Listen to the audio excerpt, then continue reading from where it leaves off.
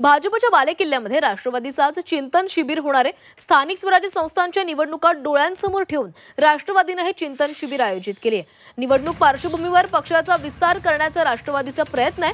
उपमुख्यमंत्री अजित पवार, सुनील तटकरे, छगन भुजबळांसह प्रमुख नेते आणि पदाधिकारी या शिबिराला उपस्थित राहणार आहेत। राष्ट्रवादीच्या चिंतन शिबिराच्या पार्श्वभूमीवर शहरामध्ये ठिकठिकाणी होर्डिंग्ज लावण्यात आले।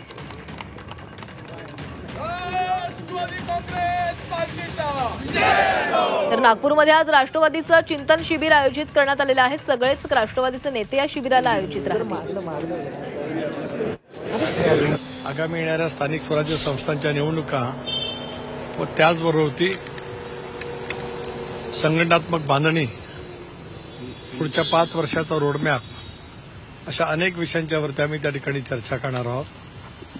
पक्षाच्या प्रमुख काही नेतृत्वाखाली वेगवेगळे आम्ही ग्रुप्स त्या ठिकाणी करणार आहोत आणि त्याच्या माध्यमातून वेगवेगळे विषय त्यांच्यासोबत दिलेले आहेत आणि त्यामध्ये शिबिरार्थी जे आज प्रतिनिधी सहभागी झालेले आहेत त्यांचं सुद्धा संघटन आणि त्या विषयावरती नेमकं काय म्हणणं आहे, पक्षाने नेमक्या कशा पद्धतीने वाटचाल करावी याच पद्धतीचं विचार मंथन आपल्याला या शिबिराच्या माध्यमातून पाहायला मिळेल।